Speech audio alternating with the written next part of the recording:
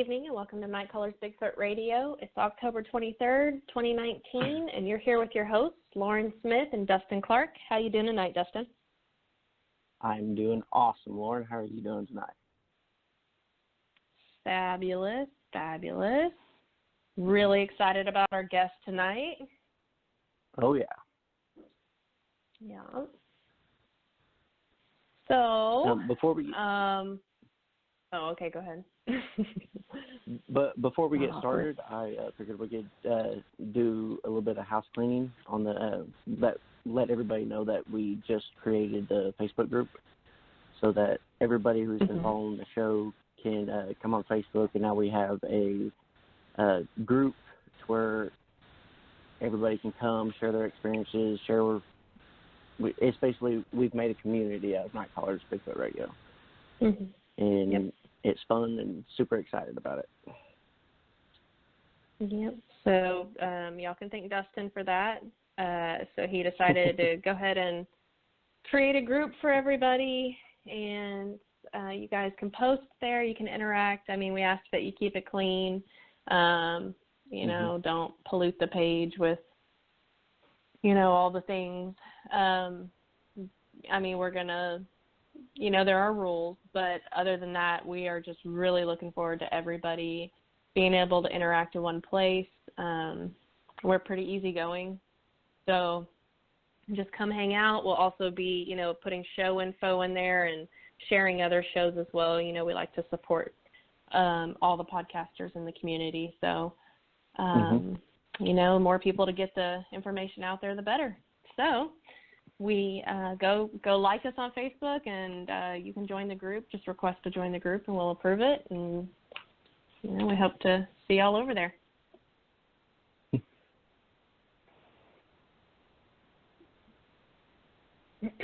So, are you ready to bring our guest on, or do you have anything else to add? Any other housekeeping, as you said? That's all I got, and I'm super excited to bring our guest on. Would you like to introduce him, or would you like me? You can go ahead. All right. Tonight we have the awesome William Lunsford, and he is going to come on and talk to us about his research, his experiences, and his day-to-day. So, Will, how are you doing tonight? Man, I'm doing great. Good to be with you guys. Thank you so much for having me. Oh, thank you for coming on. Thank you for coming on. Yeah. This is something I've looked forward to. Like I've told you before, the name Night Callers, man, that just describes Sasquatch to a T, Night Caller. So I've been very excited about this opportunity to get on here and us talk about Bigfoot. We're a week away from Halloween. There's nothing that'll get us started in the right direction like a couple of Bigfoot stories and be able to discuss it. One of probably my favorite subject. Definitely.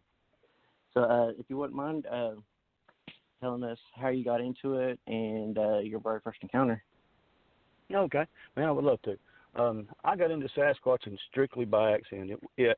It was not something that I wanted to do. It was nothing I'd never thought about. As a matter of fact, when I saw my first Bigfoot, I never even dreamed that Bigfoot was real. I live in Texarkana, Arkansas, which is about 18 miles from the little community of a town called Falk. If you've ever heard of Falk, Arkansas, Falk is the home of what is called the, quote, Falk monster, unquote, and it is probably the most famous Bigfoot in America besides Patty of the Patterson-Gimlin film. And I grew up I grew up down there around Falk, around Days Creek, around Sulphur River. And so I'd had a lot of weird things that had happened in my life but at the time I couldn't necessarily point my finger on the Sasquatch. But as I was down in 1977, my life changed, and that changed as far as my recognition of Bigfoot. I was down in a place that I had fished with my dad ever since I was a little boy. I had made, hundreds of times because it was a great place. It was in the woods. Loved doing that with him. The fishing was really good.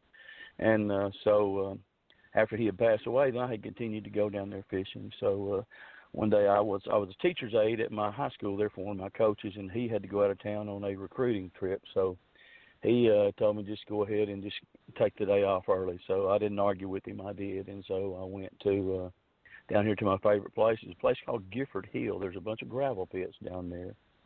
And, man, like I said, they're just full of fish. And at the time, it was, wasn't private access or anything else like that. And I had been going down there for a long time, and one of the first things that I hadn't ever noticed was I would see what looked like real long tracks, but I actually thought that those were some kind of beaver tracks. As I said, I didn't believe in Bigfoot.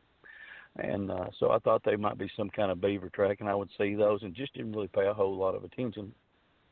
Well, one day that I was going down there to go fishing, as I got down there, I crossed what's called 4 Mile Creek and went to this gas line. Man, I was at my first gravel pit, catching fish.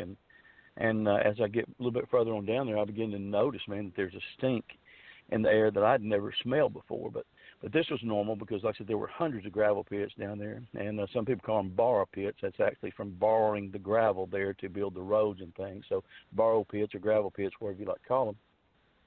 But as I walk down these pits and I'm fishing, I noticed that the smell keeps getting stronger and stronger. That was really about the only thing that was any different. It wasn't a deal where there wasn't noise in the woods or anything like that. And the only thing was different, we had some big old rabbits down there called swamp jacks, and they would normally dart out of the brush when you walk by and nearly scare you to death. But I didn't see any of them, and I remember thinking that was strange, not to see them, because you normally see. It was probably a 200-yard walk into a place. We went to the intersection, what we call the intersection of crossover. So I didn't see any, and I thought, oh, man, that's really nuts. But like I said, the fishing was good. I was there. I was out of school. I didn't have a care in the world. But it was getting towards twilight, and again, I noticed that the smell just kept getting worse, and it kept getting worse, and it kept getting worse. And I thought, my gosh, whatever that is, it's sure stinking. Well, I got down to the intersection there, and there were 2 more gravel pits I wanted to fish, and as I said, darkness was getting ready to set in, and the sun was right there starting to get behind the horizon. So I was fixing to step up my game real quick, go hit these other 2 gravel pits and go home, because I still had a mile and a quarter, mile and a half to walk back to my vehicle. So as I get over to the intersection, this gas line's about 40 yards wide at this point, and I start crossing on a little road there. And, man, all of a sudden something just stopped me in my tracks, and I thought, man, something's wrong. And I stopped and I looked around. I didn't really see anything that was obvious, and I thought, man, it's just your imagination running around with you, But the reason I thought that was about 2 to 3 weeks before, when I was down at the same area, something had paced me through the woods. And as I was walking back to my vehicle, it followed me, and then I would stop, and then it would stop, and then I'd wait a second or 2, and I thought, nah. Then I'd take off, and I'd start walking. Well, it would start walking, and when I'd stop, you'd hear that extra step or 2. Well, after that happened 2 or 3 times, I kind of started jogging a little bit. I was just going to see if maybe there was something that was pacing me over there, see if there was an animal. And sure enough, once it did, it actually started pacing me, and it was a lot heavier, I knew, than what I was. And I was 6'2" and 240 by the time fixing to play college football. And like I said, I knew that there was something other that was awful big. And so, like I said, I sped it up quite a bit. And when I got down to the area where I had to go into the woods to get to the cross, there was a little ford on this creek. To cross this little ford, this thing screamed at me, and I thought, oh my gosh, what is that? But not believing in Bigfoot, I assumed it to be a panther, or something like that. And so, needless to say, man, I trusted, and I got back to my vehicle, and then I took out of there. Well, before I came back, I went to the store and I bought me a big old knife there, and I put that joker in my tackle box. And when you're 17 years old and you're 6'2" and 240 and fixing to play college ball, you're bulletproof. There's nothing that's going to hurt you. You think you can do anything. So I thought I'd remedy that situation. Well, that day, whenever I was there fishing, when I get right there to the intersection there, which is where the thing had started pacing me, and I was smelling that smell, like I said, I just noticed that there was a big shadow on the left-hand side of this road. And I thought, now that doesn't look familiar, because when you travel it that many times, you don't even think about it. But the more I stared at it, I just knew it was out of place. Then I got to thinking, man, like I said, your imagination run. If you're going to go hit these gravel pits, you need to get it and go home. Well, right as I start walking, I walked maybe another 10 feet, I stop again. And I'm staring down this road, and I know something's wrong. It's just a sixth sense that you have, that we all have.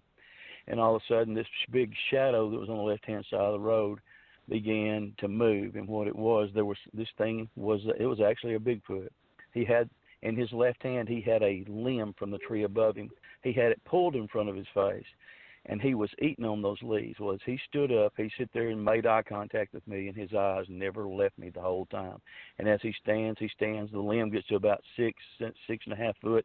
He continues to stand, so he's at about 7.5 to 8 foot tall. and it's solid black, or really, really chocolate brown or solid black, but I'm saying solid black with the twilight light that was available. And he walked right out in the middle of this road, and this road used to be a road that they pulled gravel from. It was just one lane, and he walked out in the middle of the road, and I'm sitting there wondering to myself, what is it? That's got to be a bear. And then I knew it wasn't a bear, because bears don't walk on 2 feet. I thought, well, man, maybe that's a sloth, and I knew there wasn't any sloths in Arkansas. And the whole time I'm watching him, and he's watching me, and he stops in the middle of that blasted road, and he starts kind of rocking from one foot to the other there. And whenever he does, I'm like, oh, my gosh, I'm fixing to die. Because I knew what it was. I'd never seen a Bigfoot, but I knew right then that I was looking at the fount monster. So he sits there, and he looks at me, and this whole thing lasts. It seemed like forever, but it was probably maybe a minute and a half, something like that, but he never moved. Then he walks back to his same little place he was, reaches up with his left hand. He pulls the limb down, the same one he had. He puts the leaves in his mouth. He skins the cat, pulls all those out, and then he walks back in the middle of the road. I'm like, oh, this is where I'm fixing to die. I'm like, Lord, just let him find my body. Please take care of my mama. And I am feeling it. I'm realizing I want to run, but I can't run. I mean, I truly cannot run. I'm thinking, well, man, if you do take off running, that predator instinct is going to kick in, and he's going to get you. But then I thought, if you don't run off, he's going to get you. So what do you do? But I was a very strong swimmer. So there was a big gravel pit behind me, and I had put in my mind I was going to go dive into that pit, and then I was going to swim all the way across underwater, which I could have done easily at that time. So thinking that's a good plan, I'm sitting there, and finally his eyes kind of, like I said, he's just almost like he's reading my mail. I've said that saying before, but it's like he was and saying, don't come down here, this is my territory. He wasn't real happy with me being there, and I could tell because the rocking had kind of speeded up a little bit, So all of a sudden he sits there, and he takes that one left foot, and he starts like he's going to walk towards me. And that left foot, he pivots on that left foot, and then he takes 2 steps. And then wherever he does, he's into the woods. Well, I can hear that third step, and then I can't see him anymore. And I'm sitting there thinking, oh, my gosh, what are you doing? And I could feel myself hyperventilating. I knew I had tears coming out of my eyes, and I was still trying to decide what to do. Well, I stood there 20 or 30 seconds, and I realized, hey, man, if you're going to go, you better go. So instead of diving in the pit like I thought, I was a miler at my high school. Track season had just finished up. So I took off running my mile like I would if I was in competition. So I run down the gas line. I jump across a 20 foot of 4 Mile Creek, just like a steeplechaser. I run straight up a straight bank, and then I get onto the road there, and then I've got about 150 yards of open area of a field there. Well, I crossed that field, and I'm like, the first, I could think, just like in the movie The Legend of Boggy Creek, when you see that little boy running down that field, that's kind of what it was like, because there wasn't anything around to hide in. So, man, I ran like crazy, and I came to one more place where the road has a canopy of the trees, and I thought, he's going to get me right here. This is it for sure. So I've got my tackle box, and I've got my rod and reel, and I'm running like crazy. I get to the gate, I throw them over the gate, I dive through the gate, and I've already got my keys in my hand. Well, luckily my hand hits the lock. I open the door. I jump in right quick. I realize that, like I said, I can't hardly breathe. I can't hardly see because I have the tears of fear in my eyes. And man, I've realized I've wet my pants. I'm like, oh my gosh, And like I said, I didn't do that I couldn't control any of those, And then I looked out there and saw that my tackle box and my rod and reel are still outside. And I'm like, oh, great. And, man, I was a poor kid. And, like I said, fishing was very important to me. And that rod had very special sentimental value. It was the rod had been given to me, but the reel was my dad's. So I had started my car. I pulled up. I grabbed it and threw it into the side right quick. And then I was gone. Well, man, I'm thinking, if you see this thing cross the road in front of you, man, you're just not going to be able to handle it. And so I sit there the whole time. I mean, I basically whimpered, if that's what you want to call it, because I couldn't get my breath good. I finally get home. I live probably about 15 miles from where this actually occurred. And I walk inside. My mom looks at me. She goes, "What in the world is wrong with you?" And I said, "Mama, you're not going to believe it." I said, "I saw the fount monster." And she kind of chuckled for a minute, thinking I wasn't serious. And then she looked. She said, "Really?" She said, I said, "Yeah." I said, "I'm telling you the truth." And she goes, "Oh my gosh." Well, I tell her about it. And she goes, "Son," she said, "I believe it." She said, "But I want you to know you probably ought not tell anybody." Well, and of course, like I said, you got to tell somebody. It wasn't that I just wanted to appear stupid or have somebody ridicule me.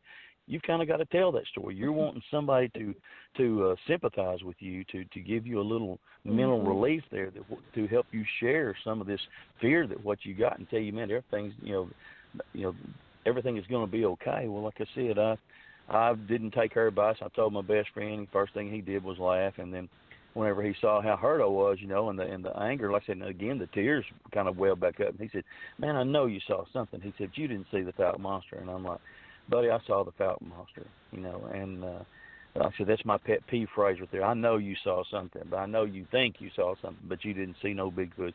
No, that's not true. So then I told my coach about it, and he goes, man, I've been working you too hard, hadn't I? And he was always a comedian, always good for, and that made me feel a little better. I said, no. I said, I saw what I saw. He goes, man, I can tell by the way you're shook up. You saw something. There it is again. He didn't mean that in any kind of ugly way. But anyway, after that right there, I quit telling people. But all of a sudden, that right there triggered in me the need to know. I had to know more about what I had seen. So I go to the library there at my school, and I look for Bigfoot books, Bigfoot articles. I went to the card catalog, and they keep every magazine that there is that they get, and I was able to find a few magazine articles. I was able to find one book that had something written about it, and but there wasn't really any kind of TV shows. They didn't have any kind of media like they do now, that you can rent and plug in. So I sit there and I decide that I'm going to learn about it, and so that's kind of how I found out that most Sasquatchers who do research are just like me. They want to prove they weren't crazy, so they start reading, everything that they can read, and start learning more about the creature, and then they start talking to other people.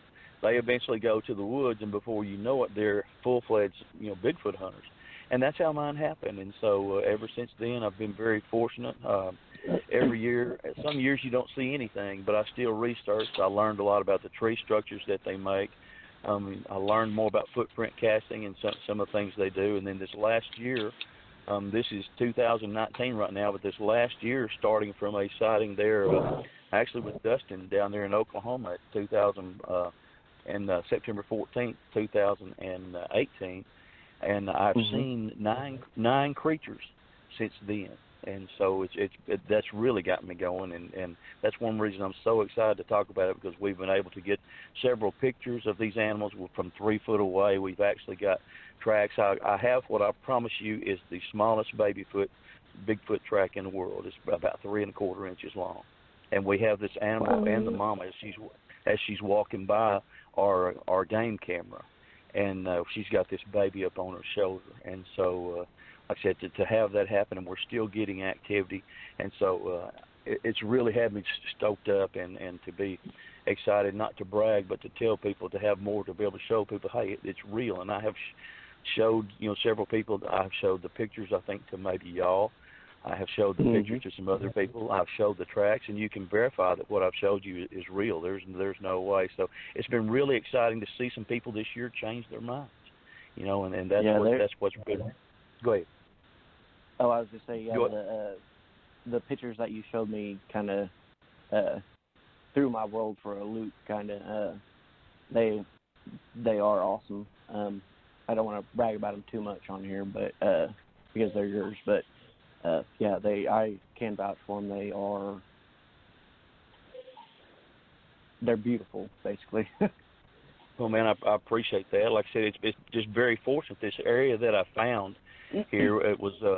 I have 3 Bigfoot partners that I generally hunt with. A man named Stephen Hill, have another man named Randy Crawford, and another guy named Shannon Cruz.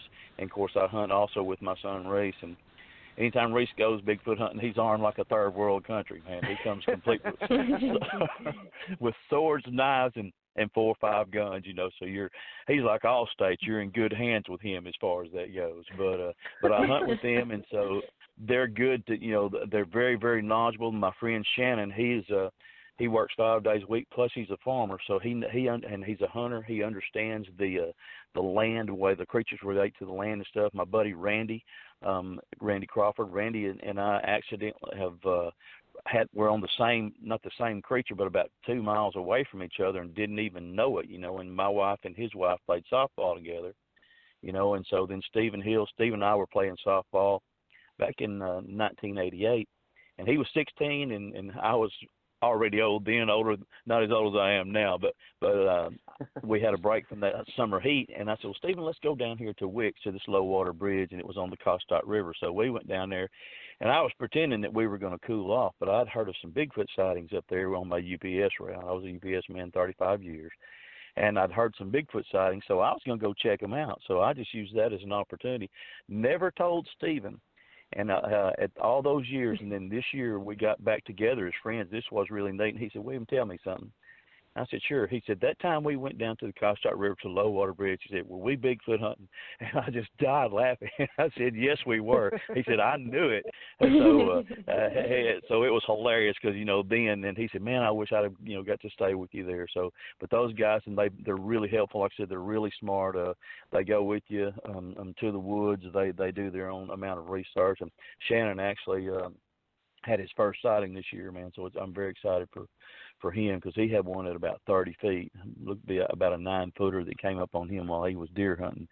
And but he's a good guy. I said those guys are all honest men. Nobody's out for any glory or any grandiose, or self-grandeur or anything else like that. They just want to, get out there and tell people, hey, Bigfoot is real, man. We're not just, pulling your leg. Why would you go out here and subject yourself to that kind of ridicule from people? There's going to be trolls even with this show, Well, there's more than that in real life, So to do that right there, so I'm very fortunate to have all those guys, and my wife is an excellent Bigfoot hunter, man. She's got eyes of an eagle. She can see things that I miss, and she can find her way back to them. So I take her with me, and she's had not sightings, but she's had a couple of encounters there that she'll vouch for me too, and for what the creature is, that it's real. So I feel really fortunate to have all those with me, and it keeps my Bigfoot research going.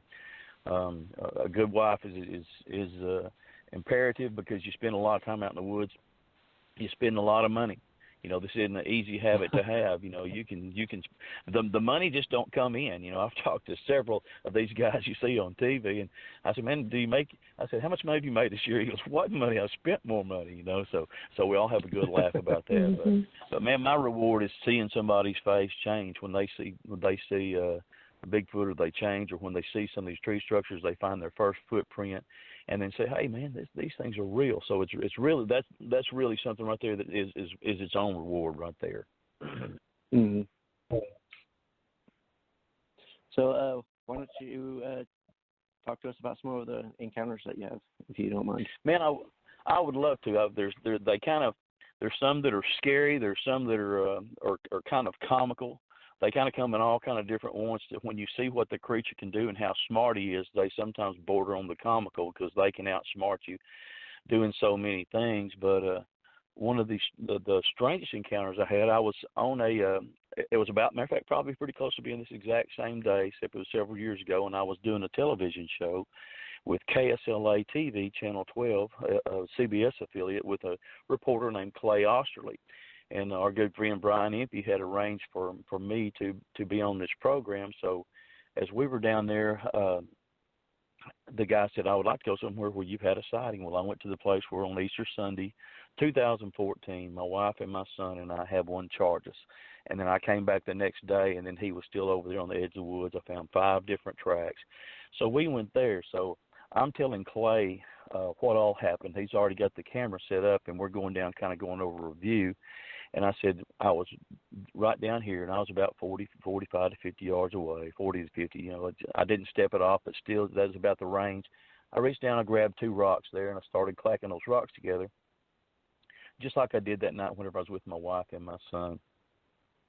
And so when I get through and I tell him what all happens, that the creature came in, I throw the light on him right as he gets to the edge of the road, and he gets down on all fours. He goes crashing through the brush and stands up, and I'll tell you that story if you haven't heard it. I'm trying not, that's not the story I have told folks before. But anyway, getting back to my story with Clay. So I sit there, and when I get through telling Clay what has happened, I throw the rocks down. And me and Brian walk back to the camera, which is, like I said, about 45, 50 yards away.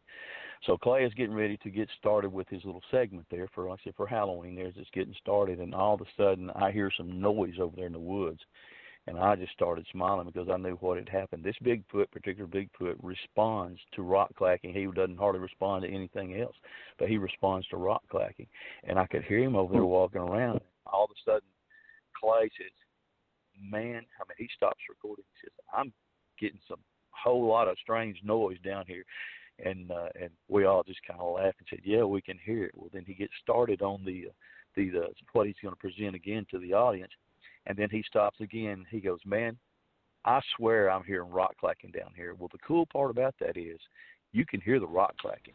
And we had actually gotten that Bigfoot to come up, and he was back there rock clacking while Clay was getting started on this TV show. So we all gather ourselves. We have a good laugh, and he walks on back up. And sure enough, the creature goes. But you can find that if anybody would like to look at that. It's called Encounters with the Boggy Creek Monster, and then punch in the name Clay Osterly, and you can see that whole episode as it happens. So that was really, really a cool thing. But that same day, evidently, it was one of those days where all the stars are lined up, because we went down then to shoot another segment for another man who was a Bigfoot witness.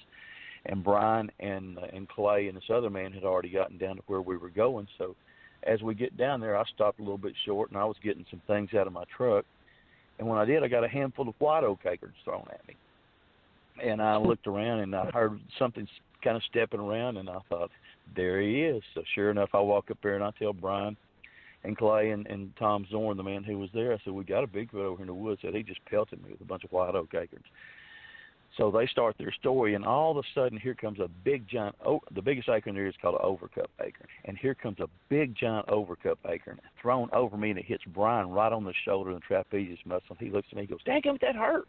And I said, "Brian, I'm standing right in front of you. I didn't do that." So he looks up, he gets his camera, and there's no trees up above for that thing to fall from. So that thing had not only he pelted me good, but the one acorn he decided to throw at Brian, he nailed him good. And so we all had a good laugh about that, and that was one of those, I said, it comes from the comical to the surprising, So that was really, really good. A strange day, but it was a wonderful day. And like I said, you can see that if they go and look at that clip, you can see it on YouTube there. The story I was telling about the one that came up on us that night. My son was in dental school, and he would come home. Hey man, he's like I said, a good Bigfoot hunter. He really enjoys it. So he would ask my wife, "Will you go with us to the woods?" And she's like, "Nah, I don't want to." Well, pretty soon she felt like he was going to quit asking. So anyway, he asked her this night, and she goes, "Yeah, I'll go with you, man." Well, he's like, "Really?" She goes, "Yeah." So we had activity at this place. We had on December 9th, we had 5 bell tone calls where I would howl and he would howl. I would howl and he would howl, and Reese finally remembered he had a recorder on his phone. I just had a little bit small flip phone. I didn't have one. Well, he's able to get it, and he's able to get one more calling at the end, and then Reese did a call, and his voice cracked, and, man, the things just shut up. And when they did, the woods just got deathly silent, like what the rumor is, or what the classic motto is, the woods became silent. Well, it did, so we realized right there that we had the creature down there. But Easter Sunday, we take Sindy down there, and we're sitting there, and we pull up, and I pull down the tailgate, and she's sitting there playing Words with Friends, and she's playing Angry Birds, and Reese is over there. He does a lot of stuff. He does a lot of baiting and stuff. So he had went down, he put out some beef jerky over there in the trees and things like that, and he's looking around, he's doing some tree knocking, and I've done a call or two, and I was just sitting there listening. Well, it took about 45 minutes before this joker finally came in. Well, finally, I hear this one call, and it's like a barred owl, but it's not the "Who Cooks for You." That's what you heard. It was just a single, woo, like that. And I told Zena, I said, "There he is." And so then we started hearing him over there kind of walking around. And what they'll do, they'll try to get somewhere close to where they can see what you are. And I think she was probably the catalyst, because we'd never been down there with a female before. So she's sitting there, and he's over there kind of trying to sneak up on us. I could hear him walking. I told Cindy, I said, "He's right over there." She goes, "Where?" And I said, "You got to be quiet." I said, "He can hear you." So he stopped right there, and I said, "He's standing right over there." So she waits a little bit, and he starts walking a little bit. I said, "Cindy," I said, "we definitely got one coming in." "Where? I don't hear him." I said, "You got to be quiet." So anyway, she gets quiet. She sits there, and she goes back to Angry Birds. Well, I think about that time he picked up her scent, because all of a sudden he started stomping as he was walking rather than tiptoeing. He started, spoom, spoom, spoom. So I thought, this might be a good time to try to see how he reacts to a howl call, or actually a whoop call. So I did 2 big long whoop, whoop, and whenever I did, man, I said the wrong thing in Bigfoot language, because he starts charging towards us. And I told Cindy, I said, Cindy, remember I told you we got one over here coming in? She says, yep. I said, here he comes. And she says, I don't hear nothing. Buddy, about that time, she heard him. She goes, I hear him now. And then she jumps up and she goes, I'm getting in the truck. So I'm sitting there, and, of course, me being the dad and the husband, and I've got I don't carry a pistol as a rule to shoot a Bigfoot. I carry a pistol for protection for my family. I carry it for protection from, we have a hog population that's just incredible down here. We also have mountain lions. We also have some black panthers. We also have a lot of coyotes and a lot of bobcats. And so I carry, and we got a lot of idiots that people that don't know how to act. So I carry that for protection. Well, anyway, I went ahead and pulled my pistol out, and I had a spotlight, and they do not care for light. The ones I've seen, I put them in a spotlight, man, they take off running. So I'm sitting there waiting on him, and here he comes to the edge of the wood line right there. And right as he gets there, I was just a half a second too early, but I knew that if I didn't stop him before he came out, I was afraid it was really going to be a physical altercation, and I didn't know how bad it was going to be, but I knew who was going to be in it, and that was not something I was necessarily looking forward to, but I knew I was going to protect my family. Well, he went down on all fours. I said he runs around the edge of the wood line for about 30 or 40 yards, and I can't catch him, man. I'm trying my best with that daggum light, and he goes, you're behind him, you're behind him, you're behind him. Man, he stands up, and then he goes to crashing through the brush, and it's like, I can only tell people, and then I use the same line, but this is the only way you can describe it. It was like an elephant driving a bulldozer, and he was tearing stuff up. He crosses the road, and he goes in there and jumps in a tree about 40, 50 yards from us. So we can hear him, and, man, then everything goes deathly silent. And, I mean, there wasn't bugs were afraid to breathe. And so everything's silent, and it's about 2 or 3 minutes, and he goes, oh, my gosh, do you hear that? I said, I don't hear anything. She goes, that's what I'm talking about. There's nothing. Well, he finally jumps down. Well, he takes off back then towards the woods, towards Sulphur River. Well, there was another one with him, and you could hear him, whoo, whoo, whoo, as he was running beside him. So, oh, my gosh. So Cindy said, I've had enough. She said, if y'all hear that truck starting, she said, you better jump in the back because I'm gone. Well, I always left my keys in the truck, and I left the window down just in case something like that. Because when emergency happens, you try to hit that little keyhole. That's a lot of times when people get caught in trouble. So I'll leave it there. That little bit can make a whole lot of difference.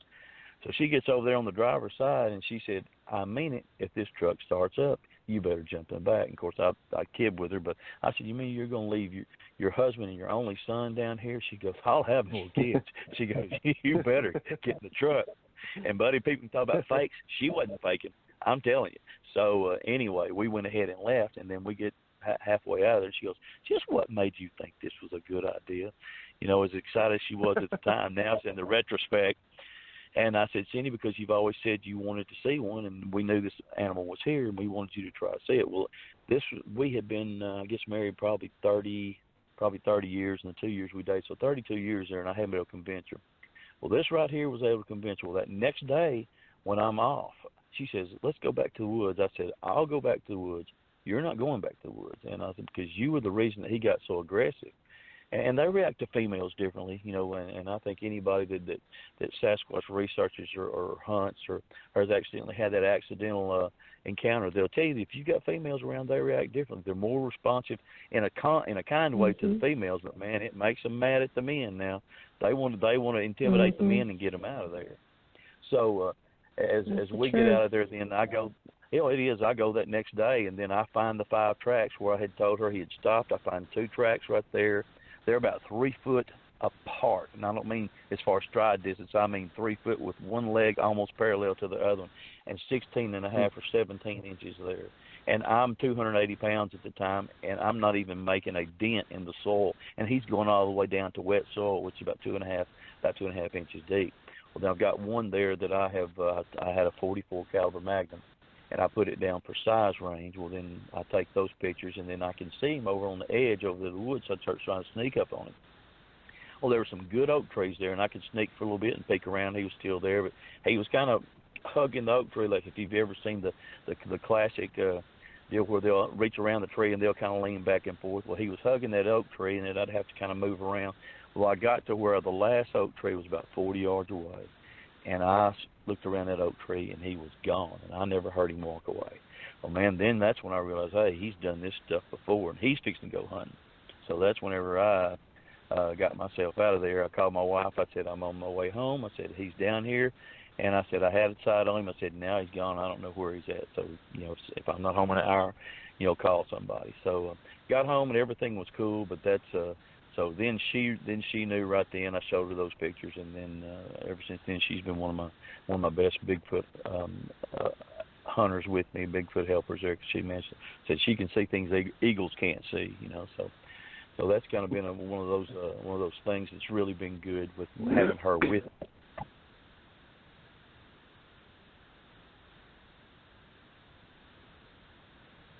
We went down one time there, having her down there, and I asked her to go again. I said, Sindy, will you go again? She goes, why should I? She goes, I already know there's something down there. And I said, well, I had taken my niece down there on August the 7th, down there of 2014, that same year, and she had her boyfriend, his twin brother, and myself, and we were down there. And so we actually got the Bigfoot to come in and charge us. He was stomping, doing some bluff charges and stuff. When I set my niece in the back of my truck, she was on the wheel well. When I went back to her, she was in the middle of the vehicle, so nothing could reach in and get her. So she definitely thought she was safe. But so I went down to a fire lane there, and I did another call. Well, man, he covers 200 yards in no time, just flat. So we go to eat this next Saturday night there with this friend of mine, with Randy, my other Bigfoot researcher. And so when we got through, I said, well, let's go down here to the river, this poor boy landing. Well, his wife wasn't a believer. And you know me, I couldn't stand for that, So here we go to the river. And so when his daughter, very, very athletic, very pretty girl, very smart girl, very athletic. And so we got down there on the banks of Sulphur River. And you've seen it. There's a lot of little big rocks and stuff down there. And she goes, Dad, can I throw a rock? And I told her, oh, go ahead, Caroline. Go ahead and throw that rock. So she throws the rock into the water. And it's about 20 or 30 seconds later, and you hear something coming through the tree. And she goes, what was that? I said, just throw you another one. So she throws another one. Well, when she does, it's about 20 or 30 seconds later, and sure enough, you hear that rock coming through the tree. Junk. And she goes, what is that? And I said, you know what that is. And she goes, I said, throw you another one. She throws another one. The same thing happens, except this time we hear something coming through the woods. And right around the bend, we didn't have visibility. There was a little forward where it was probably not even knee-deep for a human being the way the river was at the time. And we hear the biggest splash. And my buddy Randy says he's either thrown a big rock in the water or he has jumped in. Well, man, you can hear slosh, slosh, slosh. I said, Randy, he is in the river, crossing this river. So my wife, her classic line, I'm getting in the truck. Well, she goes. Well, Randy's wife starts walking back up the. This is no lie. She starts walking about halfway up the boat ramp, and whenever she does, then she just stops, and she's like, ooh, I smell that dead fish smell you're smelling. And she actually starts dry heaving. So I go up there to help her. I've got the only pistol of the bunch. I go up there to help her, and my eyes, man, just start flooding with water just like I'm peeling onions, and I'm not scared or anything like that. It's just one of those deals, I think, where they can control where you can't control some of your functions. And, I mean, tears are just rolling down my eyes. So I get her to the truck. I go back and get Randy and Caroline, and we sit there for another 10 minutes, and this thing just starts stinking us out, man, like you wouldn't believe. And on and on and on he goes. So finally it was getting late, and so we decided we was going to leave. We get about 10 minutes away, and I hear my wife say, you've got to turn back around. Well, man, I figured right then that meant she's done left her cell phone up there on that rock that she was recording with. And I said, you left your cell phone, didn't you? She goes, nope. She goes, I've got to know if that smell is still there. Well, man, I recognized the voice as being my wife's, but I didn't recognize that as being anything that she would have said. But being her car, we turned around, and we went back.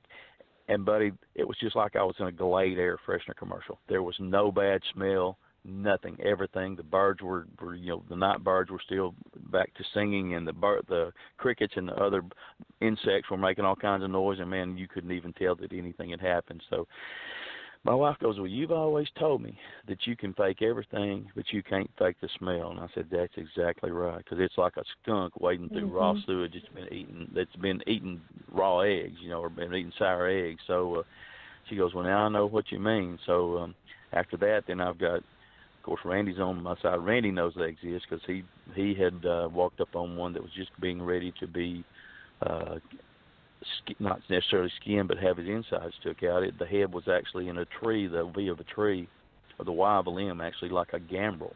and that rigor mortis hadn't even set in, and he interrupted his meal. But so I had made a believer out of Kelly and Sindy, and Caroline knew what it was, but being 16, she was too busy living life to worry about it. She knew Daddy was going to take care of her, and Dad wasn't. Will was going to help. So those are some real interesting stories that we've had that have happened down there, and they're just real neat. That the surprise element hits you because you never know really how they're going to turn out.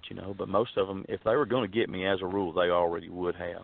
But the things that they can do and the things that go along are just incredible. Wow. So we have gone down there before, and I think if you remember the time that we all went down there, and I was very fortunate working at UPS, to meet a lot of people, and I had met a lady named Tracy, and Tracy was the newspaper thrower for the Falk area, and so she had approached me one Saturday afternoon, and she goes, are you with the movie? And I said, well, we're down here shooting a documentary, not necessarily the movie. Well, she finally recognized me. I cut my hair short, and she goes, William. I said, Tracy. And she goes, are you with the movie? And I said, well, kind of. And she goes, have you seen him? She said, you have, hadn't you? I said, yeah, I have. She goes, I have too. And I said, really? Where did you see him? And she said, last night when I was throwing the papers. And she said, he nearly ran into the side panel of my car.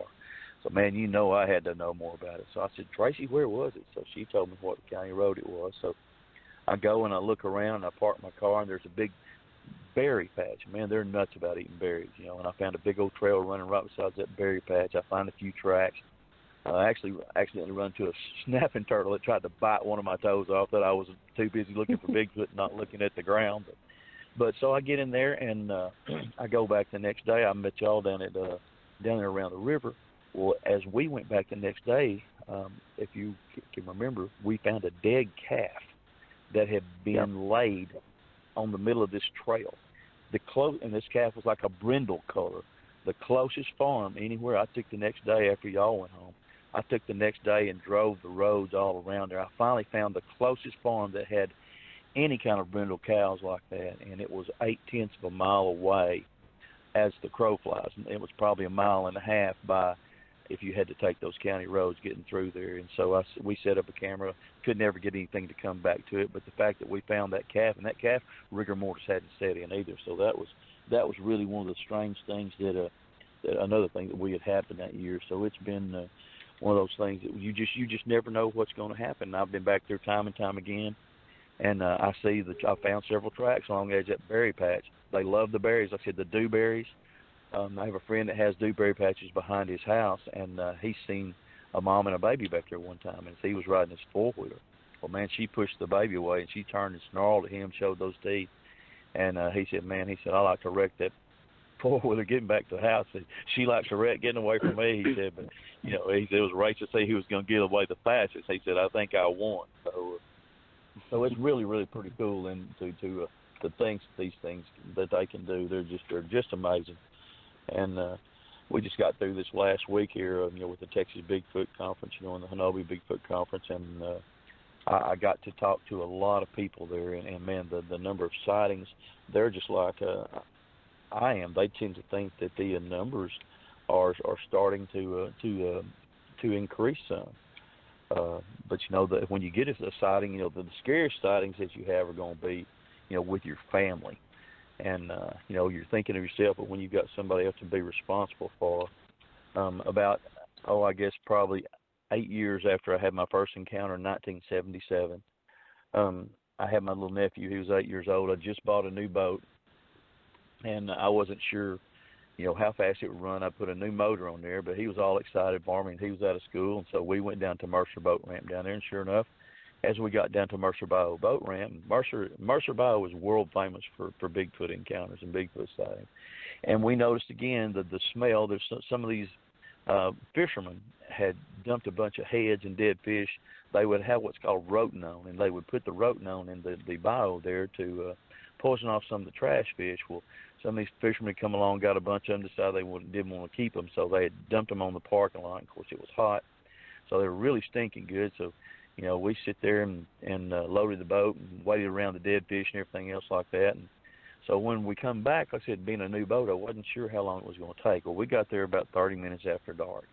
And so I'll go up there, and my nephew's staying there with the boat, making sure it doesn't float away. So I go get the truck. I back the boat down. I pull it onto the trailer, but I haven't tied it down yet.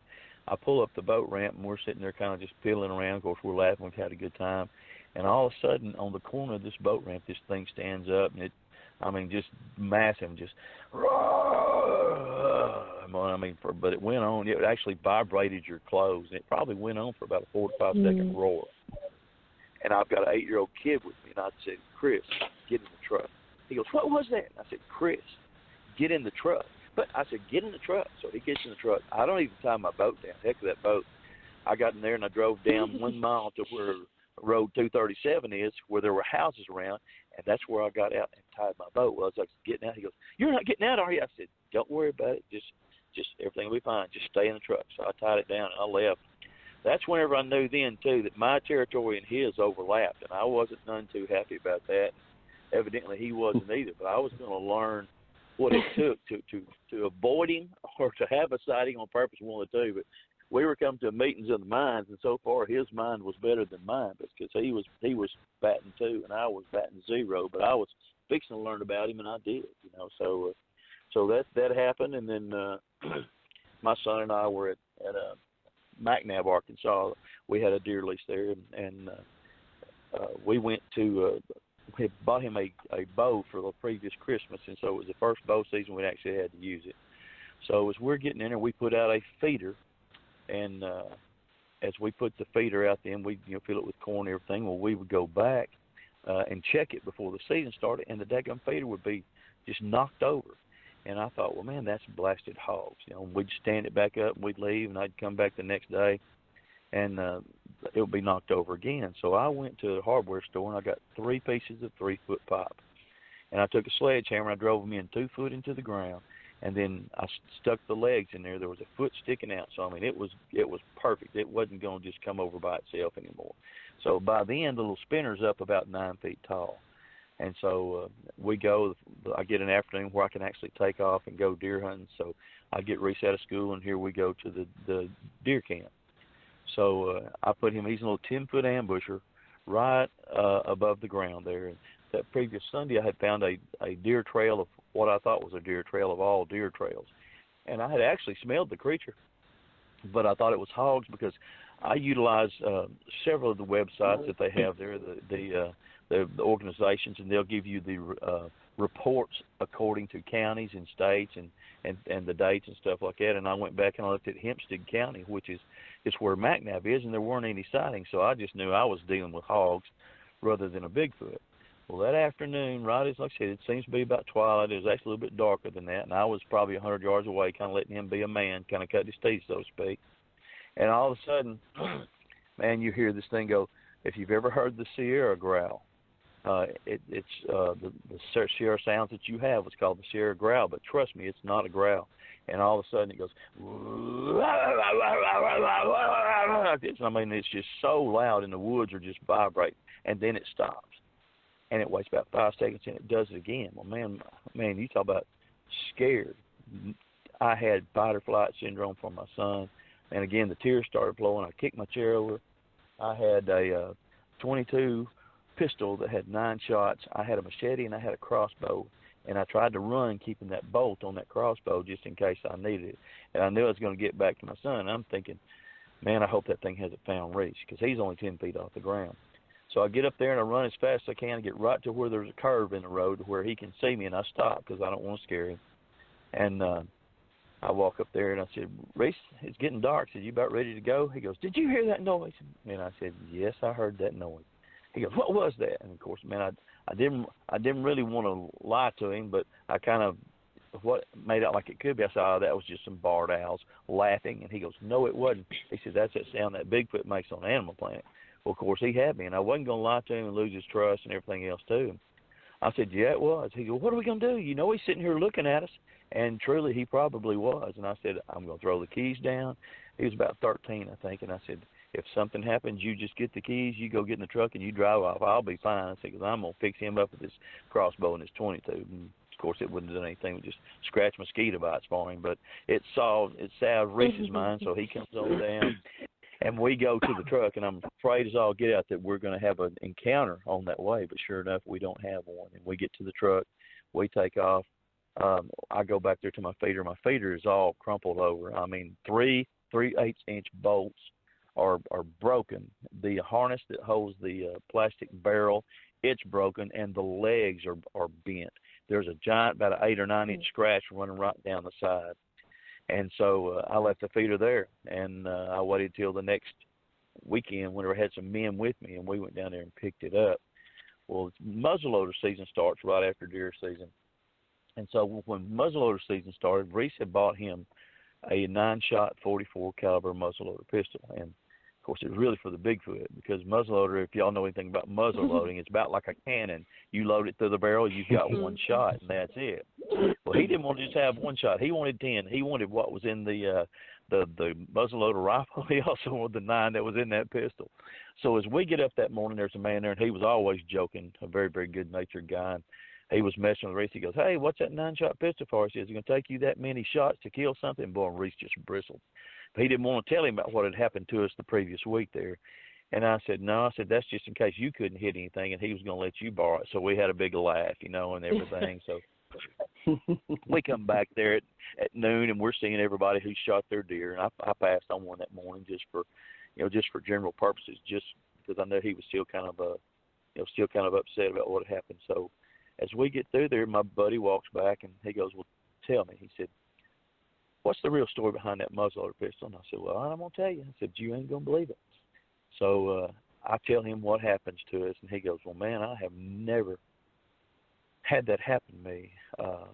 He said, "But I'm not saying it couldn't." He said, "It's just awful strange." But he said, I know something like that that's very similar, and he tells me about a man who was on our deer list who turkey hunted.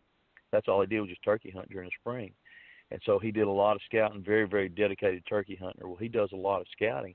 Well, whenever he's down there one day looking around, right as he goes up over a hill and goes down, there's a ravine with a little creek down at the bottom right there. And as he goes over this hill, stepping up out of this creek is a Bigfoot stepping up. And so it's eye to eye with him at 35 feet. And he stops, and the Bigfoot jumps down kind of almost in a hunkering position and like it's trying to imitate a tree. And he said the thing kind of doubted its head, or about its head. It kind of put its arms down and was just sitting there, just like, well, you can't see me. Well, the man, he said, "I want to run." Same thing I said. He said, "I want to run." He said, "I didn't have a gun. I didn't have nothing." Well, finally, the Bigfoot got tired of playing, the staring game, and it jumped up and took off right back towards camp where his truck was parked. So the man sit there and finally got control of himself. Well, we had a big pond there, so he went and got on the levee so he could see he was higher up. He went back and got in his truck, and he got in his truck and started. He realized he was like me. He was hyperventilating. He was crying. He hadn't wet his pants, but he couldn't breathe. And he's sitting there trying to get his breath, and our ramrod for our deer camp, he would come through, and he would cut through just checking on everything. Well, he just happens to wander by that day. And he went up to him. He said, "Man," he said, are you okay?" He goes, "I'll be fine." And he said, "What's wrong?" He goes, "Man, you're not going to believe me if I tell you I'll be okay." He said, "What is wrong?" So he tells him what happens on here. And the man that week quit our deer camp. I mean, he was one of the only ones that we had there that just strictly turkey hunted. But because of that sighting right there, so the ramrod is the one that we're telling the story to. Well, that week then, he got up there on Tuesday, and his stand is about a mile through the woods, and it's covered in canopy. It's like you're driving through a tunnel, and you have to be on the four-wheeler. Well, he rides back through there, and, I mean, it's beautiful, beautiful stand. It's on a place called Yellow Creek, which runs off of Red River down there, and a Little River. So he's sitting back there that afternoon, and about 4 o'clock, we had a deal of switch cane and bamboo. Well, something come through the switch cane and bamboo, and he said it was tearing up Jack, and it started that screaming. And when it got to his four-wheeler, it let out, he said, the loudest scream he's ever heard in his life. He said, man, he lost all his breath, that he couldn't breathe, so he sit there. He made sure his muzzle loader was loaded, but he only had the one shot, and he had a pocket knife. He told me, he said, I guess in case he wanted me to do his nails. So we sit there, and I mean, that was a pretty astute observation because he wasn't going to do anything with it. And he said the thing whoops a couple of times. He thought he could hear another one over there, and then they go away, he thinks. Well, then right at sunset, when it come time to get down, the thing screamed. He was about 50 yards from where his four-wheeler is. He said, man, I know now how a man feels when he's going to death row in prison. He said, because that's exactly how I felt. He said, you wasn't going to get me out there when it was dark and I couldn't see him. He said, I was going to leave. He said, so I run to my four-wheeler and I jump on right quick, and it's normally real cold nature. He said, thank goodness it started. And, hey, man, he took out of there probably going 50 miles an hour. Well, he gets to the road. The man, we have to a rule on there that you can't be within 300 yards of another hunter. Well, the man who was 300 yards away says to him, he said, man, did you hear that noise? And he said, yeah, I heard it. And he goes, what was that? He said, it really filled the woods. Well, that was the term that me and Reese had told him that happened whenever we got that Sierra growl the previous week. And so we come back Saturday, and we're all camping in the camp house. Well, look, here's the ramrod, and on the ramrod's hip is a 9-shot muzzleloader pistol. So I walked over to him, and I said, hey, buddy, I said, what's the story behind that 9-shot muzzleloader pistol you got there? He has a big laugh, and of course Reese does too. Then by then, Reese is really feeling good because he's not the only one. He said, man, it's like you said, if you shoot it, you can't finish it off with anything but a muzzleloader. And I said, yeah, I bet you.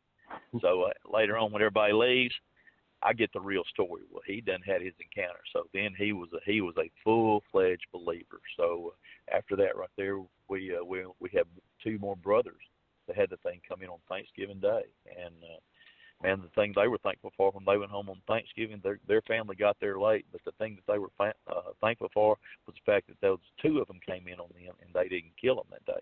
They went home and parked that they had a camper trailer. They parked that camper trailer in the driveway, decided that was the safest place for it to be, and that's where they spent the rest of the hunting season. So it's really amazing the things that you get, and it doesn't always turn out like you think. I had a man that was I was there, and after I'd had the Bigfoot that had run me out of there while I was fishing, I had to find a new hunting spot because that's also where I hunted. Well, I found a spot probably about 5 miles away. And I went there looking around. Man, there was lots of deer, and there was turkeys and rabbits and squirrels. So I'm excited about going in there. And I had just started building a stand out of lumber rather than putting in one that was aluminum or anything else like that. So I wasn't able to finish. Well, when deer season finally gets here, first day of deer season in Arkansas is like a national holiday. I mean, there's a lot of towns that close their schools. There's a lot of businesses that close. I mean, it's serious business. And so come to find out, I had to work that day, and I had just gotten married. And, the guy was very, very good to work me when I needed it because, I was working part-time at UPS, throwing a paper out, working in the grocery store, and then working construction with this guy when I could, to make ends meet. So he needed me to work. So it was first day of deer season. I'm like, sure, why not? Well, we get through about 12:30, and I'm like, he said, man, he could get in the woods. I know that's where you want to be. So I left, and I got down to where I was going to hunt. I remember a big old tree that had fallen, and it was still leaning. I could walk right up the trunk and get behind a limb there in some of those leaves and be almost in like a blind. So I thought, well, I'm going to go get in that daggum tree since I don't have time to try to go make a stand. So I'm sitting there in the tree, and, man, I mean, everything is great. The pressure of work is over with. I've done stopped, and cooled off, got a soda pop, and candy bar, and enjoying myself. And I'm getting ready to see, buck, and all of a sudden I hear these footsteps coming towards me. And I'm like, here comes a buck. So I get up there, and I kind of steady my rifle a little bit, and I'd steady my seat on this limb that I was sitting on. And when I turned back around, I'd see the most horrible thing that I've ever seen in my life. And it wasn't a Bigfoot. What I saw was a hunter on the ground that had his gun pointed up in the air towards me, fixing to shoot me. And I screamed at him. I said, hey! And then he looked at me. And of course, I was lucky he didn't shoot me right there from being startled. I said, "Hey, startled. What are you doing?" Yeah, and he goes, "I thought you was a deer." And I said, "How many deer you ever seen climb a tree?" And he didn't have on any hunter's orange. Hunter's orange is a rule in Arkansas. He had none of that on. He goes, "No, that's not it." And I said, "Well, what is it?" And he goes, "Well," he said, "I'm just sorry." He said, I said, "Man," I said, "you ought to be." I said, "Man," I said, "you're violating every rule there is. You don't know what you're seeing. You're pointing your gun when you don't know." I said, "You don't have on hunter's orange." He said, well, he said, I just wasn't sure what you was. He said, man, I'm sorry, and I left. He's about 65-year-old man. Normally I'm real respectful to my elders, but that was such a scary situation.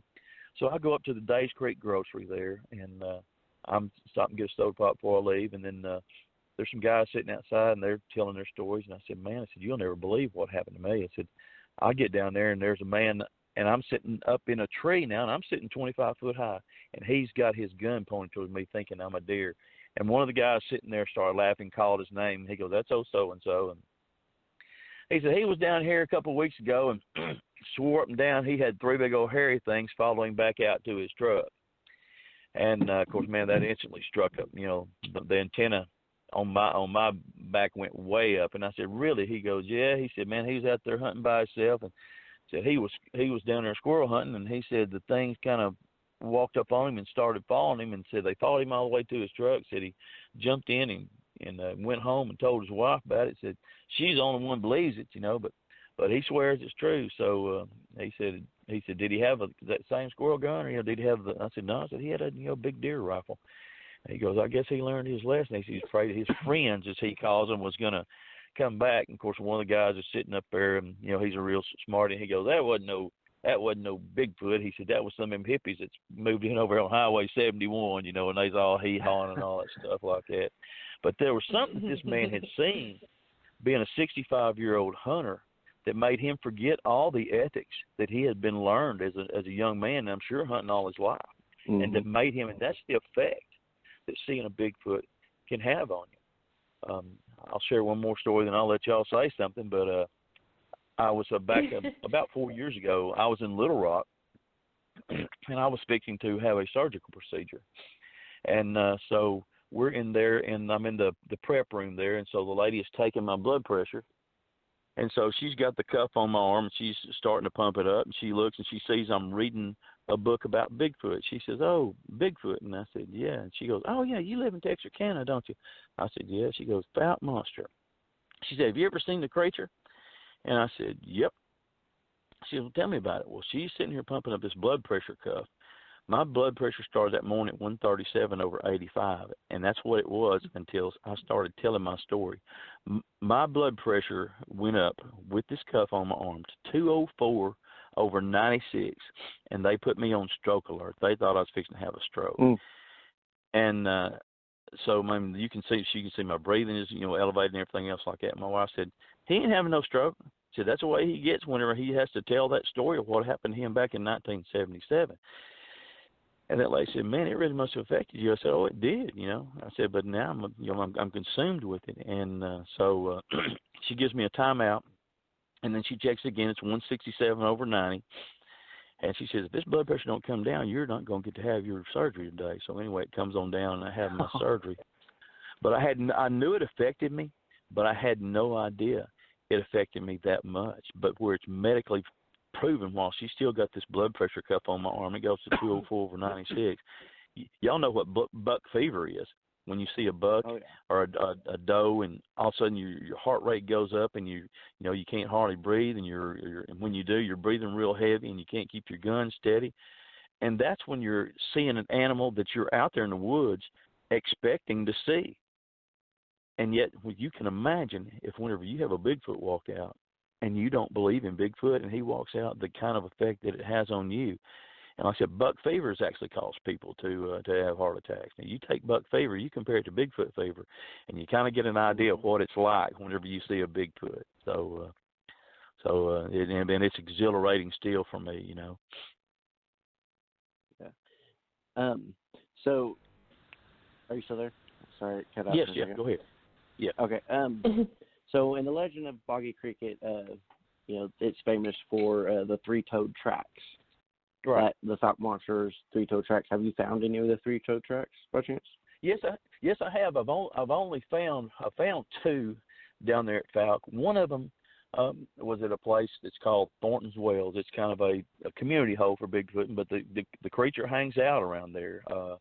As far as I know, the last sighting last year, we had one. We were down there on December the 21st or 23rd. I can't remember, but anyway, and he was across the creek there, actually walking towards me and my buddy Stephen and his daughter Sydney saw him, and she had him on FLIR, and she's about to freak out. And so she's like, there he is, he's walking to you, he's walking to you. And so I finally saw the shadow, and I was able to throw the spotlight up. Well, he took off. Well, I went back a few days after that, and I found the three-toed track, but it looked like it had been cut off in a trap or something or other, like it had been caught and pulled off or just didn't. So that one, and it was still filling with water, so I wasn't but about 10 minutes behind this animal. And man, it was a monstrous track. I mean, monstrous. But it was still filling with water, and so that's one of the only ones I found, and I found one more up there. But I do know a story about that three-toed track. There's a man that's works here in town. He has three brothers, and he's as good a guy as the day is long. And the day after Easter Sunday, me and my wife were over at my in-laws' house, and he happened to be over there, and they had already told him what had happened, and so we was telling this guy, and he said, man, he said, I know what you mean. And I said, you've had a Bigfoot sighting? He was right there close to where you're talking about. And he's a kid. His family's camping down there at Thornton's Well. His dad sends him down to the boat ramp to get a bucket of water. Well, he's laying out there stretching out to get it, and he notices this shadow coming up. Well, he's got two older brothers. And, older brothers are notorious for playing jokes on you. So he thinks it's his brother. So he said, you're not scaring me. So he's reaching out, he's getting that bucket, and trying to fill as much water as he can. Then he notices, he hears another rock tumble, like the thing has moved. And so the shadow was a little bit bigger. Well, he knew the shadow wasn't shadows of his brothers. He turns around, and he's looking at the fountain monster. And he said the thing's about 7.5 foot tall. And he said it has three toes, has full hands, but it has three toes on each foot. And, man, he leaves the bucket there. He takes off running up the hill and screaming to his dad. Of course, his dad like, son, where's the bucket I told you? He said, Dad, there's a monster down there. You better go back and get that bucket. Then all of a sudden the thing walks up the hill. When it does, Daddy puts everybody in the truck. They drive about 50 or 60 yards away, and this thing ransacks their camp where they had been camping, takes all the food stuff it wants, turns around, looks at them like, now what are you going to do about it? And then it walks on back down the hill and takes off. And so this man right here to tell me that story, he really did understand. But that three-toed track is real. This year, man, we have found so many three-toed tracks. It's unreal. We have found some down at Fountain down there, and then we've also found some right there at the foothills of Arkansas. And it appears to be a not just some kind of anomaly where he's where he has actually cut his toes off in a trap or anything like that, but where it's actually a genetic form in his feet there. So, and I was never so surprised in my life. I found some four-toed tracks there where he doesn't have the other digit or anything else like that. And then we found some five-toed tracks, but I'm seeing more and more three-toed tracks. Some people swear up and down that's because of the inbreeding, and that's what's making it. I don't know. I don't know if it's another species. I don't know if it's a mutation or whatever. But I'm actually starting to see that, Dustin, and I'm having to relearn what I learned or what I thought I learned a long time ago, because all the tracks I had found before. Man, I'd found one time, I'd found over 200 tracks out there in the woods, and they all had five toes. Well, now I'm starting to see those three-toed tracks again. Realize I didn't know as much as I thought I did, even though I've been Bigfoot hunting for 42 years. Mm-hmm. So I know earlier you said that the smallest one you found so far is, I believe you said 3 inches? 3 1/4, huh? 3 1/4. What's the longest track that you've found so far? The longest one I found one that was 19 inches, and that dude was about 9 inches wide, 19 by 9, and it was in a mud puddle. I tried to cast it. I got some of it casted, and of course some of it was just so wet it wouldn't cast. But I was nervous the whole time that I was casting that track. When you see a track that's that long, I've got one picture there that me and my son found one morning, and we found an animal. The track wasn't but about 16.5 by about 8.5, or maybe 17 if it wasn't a slide, but the stride line was 7 foot 5 inches. So even though his foot wasn't just huge, the stride line was incredible. 7 foot 5 inches, man. I mean, that's taller than Shaquille O'Neal. That's taller than Andre the Giant. And so to have that, if that would have been that 19-inch track, but it wasn't. But it was just a massive, massive animal. I would have loved to have seen him. We went to cast that, and my plaster Paris had hardened. I keep plaster Paris in the back of my truck. So we called my wife. She's on the way to bring some down. Here comes a guy with a boat, drives right through it, and just ruins the track. So, man, we were just about sick, but I was able to get a picture of it. of the two tracks there, and like I said, you can see the toes on the tracks, and they appear to be three-toed tracks. So pretty neat, you know. So it's a real thing down there, and that was down there at Sulphur River, close to Fouke down there. So they appear to be three-toed tracks. So it's a real thing. It's not just something that people are making up or that they're not excited about. I know the man who has the last three-toed track. He's the man I mentioned earlier. His name is Tom Zorn, and he keeps it in a safe deposit box at the bank. And I was lucky enough this year, the day I told you that I met Tracy down there at Fouke. Well, he was allowing for the first time somebody else to make a copy of that cast, and so he actually thought the first time anybody else besides him had touched it. And so my son Reese got to film that, and it's a three-toed track. It's very slender. It's probably not 4 inches wide all the way from heel to toes, but the toes are very, very long, almost like fingers. But it looks the very same as it does in the Gazette article there when it was found in Willie Smith's bean field there. So that is a very strange track indeed right there. But it's legitimate because his mom she did all the casting. She worked some kind of crafts and stuff like that. And when they saw it, she was the only one that they could get in touch with. Yeah, I know how you said you were nervous when you were trying to cast that one because you didn't know where it could be. That's kind of how we felt. Well, yeah, the way we felt when we found our tracks at the beginning of this year. We found 4 or 5 20-inch tracks and about 16-inch tracks in the same spot, in the same area. One was walking down the road, and one was crossing this little creek. And the whole time just standing there staring at these tracks, it's not only just blowing your mind, but you're also in the back of your head like, how close is this to me right now?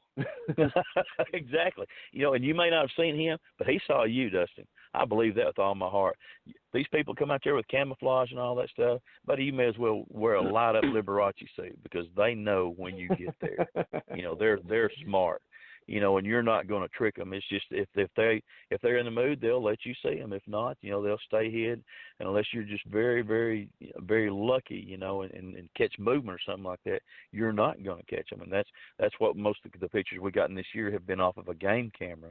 That I've got one that I got when he was over there. I was casting a track, and he was in behind a brush pile, and So I happened to see him right as he was sneaking behind that brush pile because I was behind my truck. Well, he was using that opportunity to make his own move. So I'm sitting there and I get my phone ready, and right as I start to lean up, well, he leans up to take another look, and I was able to get a picture. Of course, it's not clear, but it's the same area where we're getting all these other tracks. And after I shot the deal, he goes down, he takes off.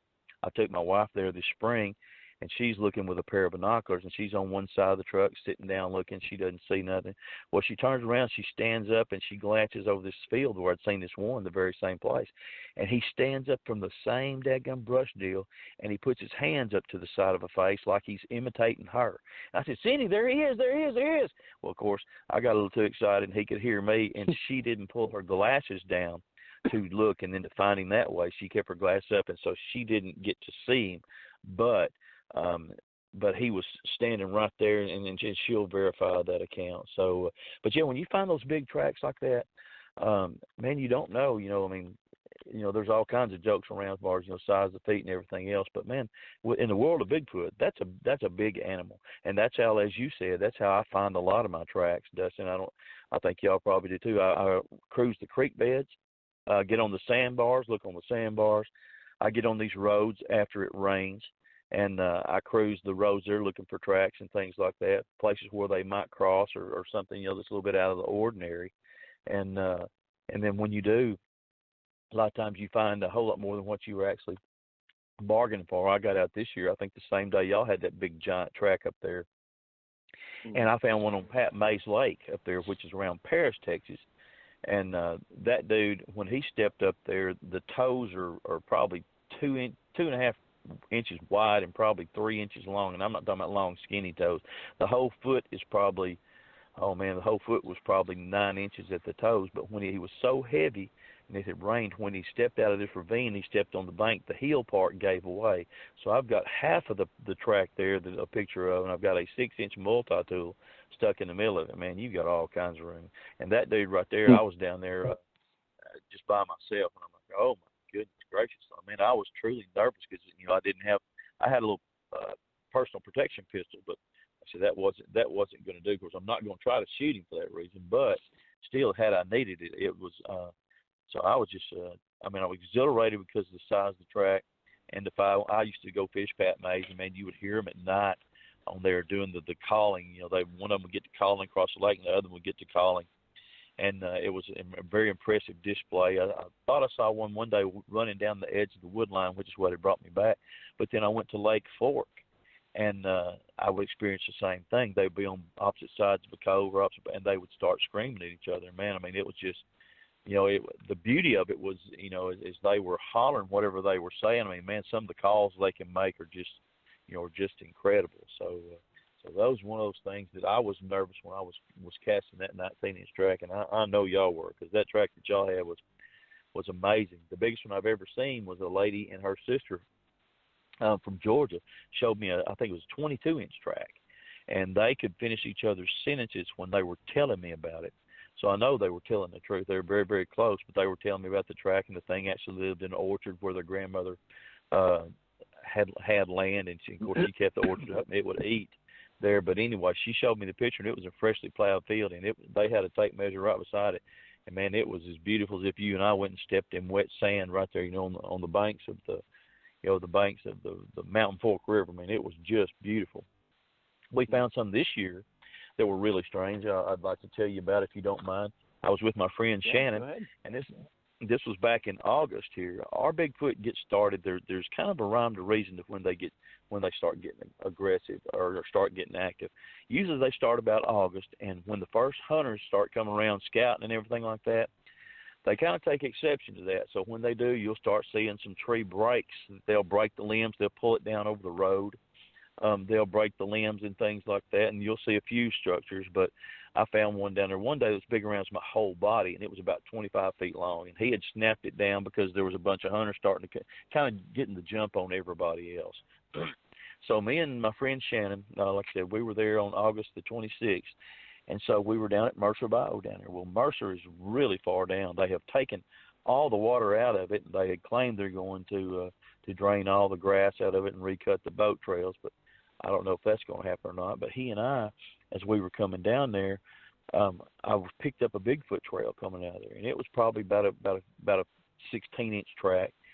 And so, and it's a three-toed track, by the way, as you mentioned, the three-toed tracks, and it's a three-toed track, and he's coming through there, and all of a sudden it intersects an alligator track, and the alligator track looks to be, judging from the size, I'm saying probably about a 7 or 8 foot alligator, and he follows this alligator for about another 10 to 15 feet. Complete with the tail drag. You can see the tail drag. I've got pictures of it, of the feet and the tail drag there, and the Bigfoot foot. And then all of a sudden, the gator track just disappears, and the Bigfoot track appears to be weighing a whole lot more as he's heading back out through the woods. So I think he had him a dinner of alligator. That's not the first alligator that I've seen that a Bigfoot has actually gotten and eaten. I've got a picture of one where he had cleaned one out of a Smith Park Lake down there, and we found the skeleton and the scutes over there, and one we had been seeing for about 3.5 years. It wasn't but about 6.5, 7 foot. It was not quite as big as what this gator appeared to be, but this three-toed track had gone through, and he'd had him a dinner of alligator. So it was Shannon couldn't believe it. But gators are a tough animal. They're nothing but muscle, man. So what kind of animal can handle an alligator? Unless the raccoons are taking steroids, it's not going to happen. And to get him more or less to get control of him, but then to kill him, and then put him, it's unreal. So we would also find that one place there, we found the first gator, we found over 50 turtle shells, all of them about anywhere from 10 to 13 inches around. Not a single one was cracked, but all the meat had been sucked out of them, and they were all piled up right there. And I'm like, my gosh, what in the world does this? Then you've got about 200 crawfish shells from the blood pincher from the Arkansas blood pincher, which is red and brown, and they look like a bunch of Christmas decorations from Christmas trees that have been just cracked and thrown onto the ground. So these things are something, man. What they decide to eat is just whatever it wants to eat. I just hope that old balding UPS man is not on their menu. If so, I need to find me. I'm going to take up golf. Maybe starting tomorrow. I've had some really things. Like I said, they don't always end badly. A Bigfoot encounter doesn't always end badly at all. I've had them where they sit there and just turned around and walked away. I know of 2 accounts here that I was told. One of them was by a deputy sheriff that was here in Miller County, and they're on where Sulphur River Bridge is on 237, right there, very close to where I met you guys down there. Well, there was a car had slid into the guardrail there whenever it was iced over, and the door was pinned against the guardrail there. And according to the people, and this deputy was a guy my mother and dad rented a house from his mother whenever I was a young man, so I knew him very well, and he was the one telling me the story. He said, according to them, they said when they were pinned and they couldn't get out, he said this Bigfoot walked up from the bottom of the bridge there, pulled that car sideways and pulled that door open and turned around and walked back off and left. Now, that sounds far-fetched, but, man, the strength that they have whenever you see the things that they do with these trees, you realize it may not be as far-fetched as what people think it is. But this comes from a law enforcement officer. Another lady I know, her husband was a UPS over-the-road driver, and so they're going to take a few days off, and so they go down to this cabin down here in Miller County, and they're off there in the woods. It's probably about 3 miles in, and you have to rent it for the weekend. There's a lake down there. Well, they bring their new Labrador puppy, and so they tie him outside. And the husband comes in from work. He's tired and asleep, so she's laying there, and she hears something outside. The dog kind of whimpering and jumping around and stuff, and she hears something else she doesn't recognize. This lady goes out there and opens the door to call her dog, and there's about a 5-foot baby Bigfoot out there that's playing with her new black puppy. And she said they would bounce and mirror each other and stuff like that. And she said the thing reached down and put its hand on the puppy, not to hurt it, but just to kind of, and not even swat it, but just kind of, push it out of the way like he's playing. And she said the thing went 15 feet across the ground. And the puppy rolled and got up and looked at him like, what was that all about, And she watched it. Well, she ran inside and tried to wake her husband up. But when she slammed the door, then when she got back there and she went back, the thing was gone. Well, anyway, she contacted the lady who owns the cabin, and the lady said, well, I'll be honest with you. She said, I've been feeding that animal down there for about a year, and she puts the food on a fence post, on a railroad tie fence post, and it will come, and of course it's, when it gets through eating, it just throws the stuff down. But she had been doing that for quite a while. So like I said, not all Bigfoot encounters, end up bad like what you hear. Most time it's not very good for the dog, But in this case here, it worked out good. And so I had one throw a rock at me one day when I went there. I was at Derrick's Lake in Arkansas. We had a houseboat on Lake Greason, which is about probably 40 miles away, and I'd have one that was across on this bluff over there across from our houseboat, just screaming to beat the band. I told my son, I said, I had a Bigfoot last night here. It sounded like the Puyallup scream. But I got a report from up there around Derrick's Lake of a young couple who was camping. They said something was walking around their vehicle. So he and I went up there, and we got there about 2:30 in the morning. And we turned around. There was, sure enough, a couple out there pitching woo. And so as soon as my front lights of my wife's Tahoe hit them, well, of course, you can see them jump up, putting their clothes on and everything else like that. And they take off. Well, then I waited, and Reese had already got out of the truck. Well, as soon as I go to get out, there's a rock about the size of a softball that lands almost right at my feet. And, I mean, it had some velocity to it. And I had my light. I put my light on it and watched it go across the parking lot. And, man, I was so scared. And I said, Reese, please tell me that you just threw a rock into the woods and it hit that tree. And it bounced back out, and he's just laughing. He goes, no, I didn't. And then we hear the thing kind of going up the hill right there. I'm like, oh, my gosh. So they're very deadly when they throw rocks. I mean, that could be one of those things, that could have ended up badly, whether he meant to hurt me or whether he meant to just scare me. But, man, rock throwing is they're like a major league pitcher. I mean, they can just about put those things where they want them, That's kind of funny you say that because last year, Brian Hewlin from my group, he was out in our area in southeast Oklahoma, and he was out there by himself, and he bent over to pick something off the ground. And he said as he bent over, a walnut caught. I think it caught him right in the middle of the head, and it just fell down. And he said he heard something take off running. I think he said he jumped in the truck and waited for everybody else to get there. That's like the deal with Brian Impey. That thing hit Brian, and man, it was the from the canopy of at least a good probably 40 yards there with that overcut acorn. So man, they're just deadly if they want to be. I've had one throw an 8-foot log at me before, and it had there was a male and a female and a juvenile, and we had been tracking these animals for about 6 months, and we had never had a visual, but we had had a lot of encounters with them. They would, we'd leave bait out for them, and they would get the bait, and then we would leave things like wind chimes and spinners and things, and they would never, they would never offer to hurt us, but they would walk around us, and you could hear them knocking on trees. It wasn't very loud like what you would expect, but just low, just so it's like they're telling the other ones where we are.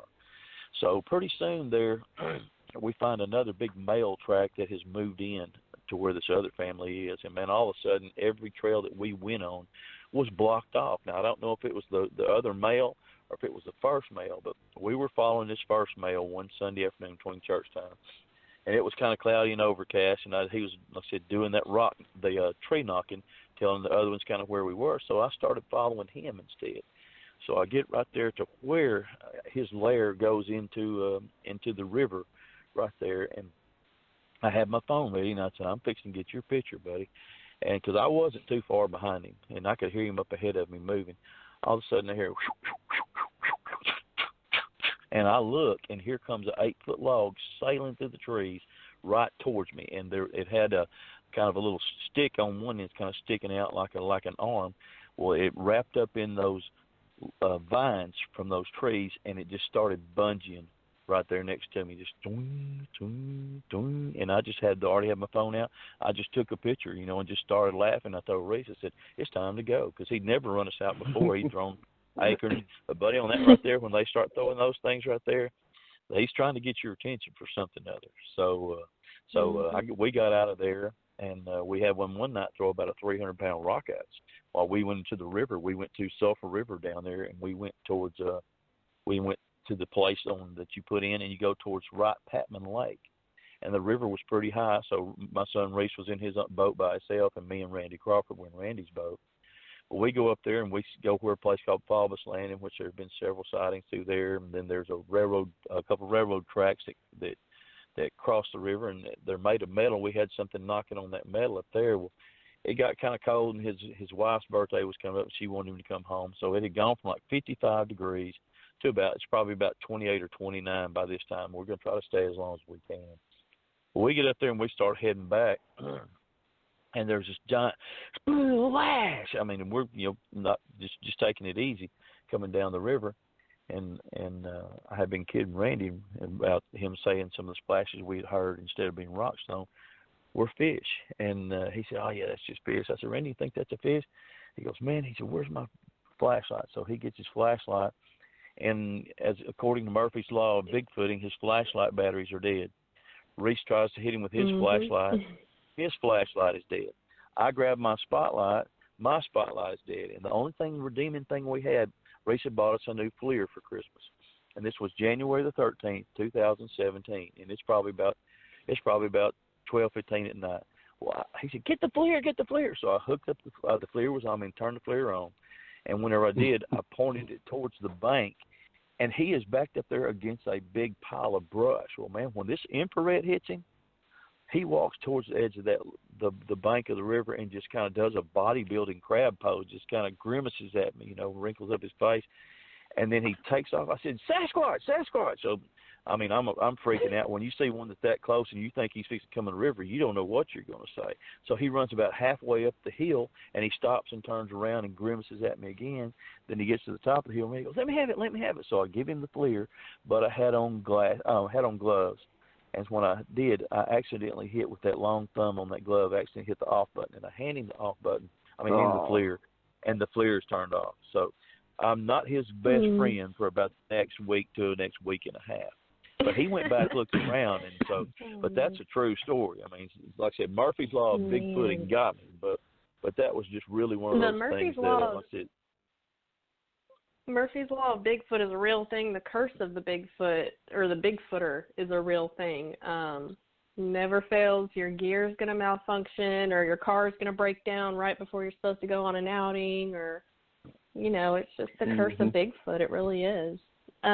Will, we are all out of time, but we have absolutely enjoyed having you on. I am so thankful that you've come on and shared everything with us. I appreciate y'all so much having me. I realize I can dominate a conversation. I love to talk about these animals because they are real. That's all right. We love to hear about it. Well, I've been very fortunate in 42 years, you know, to have the experiences I had. And this last year, as I had said, to have the pictures and the animals that we've been around.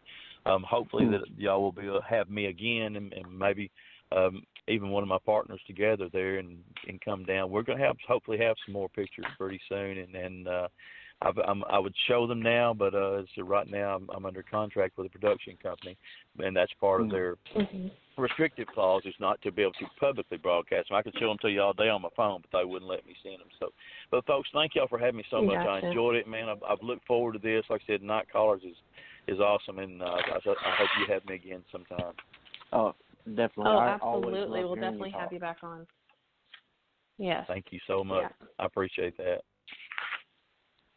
All right. Well, thank you for coming on, and you get back out there in the woods and get some more experiences to come tell us, okay? As soon as you have an opening, you let me know, and then I try to Bigfoot hunt about 4 days a week of some way or shape or fashion. So hopefully I have some more stuff to tell you all about. Oh yeah, I'll be down there as soon as I can. Man, like I said, like I was saying goes, you know where I stays, man. So just come right on down, and as soon as we get this house of mine remodeled, there might even be an extra room for you. So hey, we'll go out there and we'll make a little noise for them. I promise. That's all right. Dustin Count can me sleep in. on the floor. I'll take the couch. You know. Girl, you come right ahead. Like, hey, my wife will go if another woman goes. So if you'll come, we'll all four go out there, and we'll have one of these four-way. We'll have one of these four-way stories to tell everybody.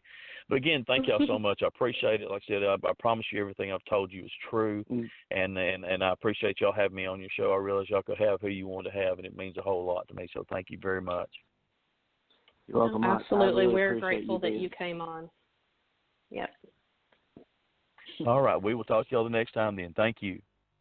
All right. Good night. All right. Thank you. Good night. Good night. Bye. Bye-bye.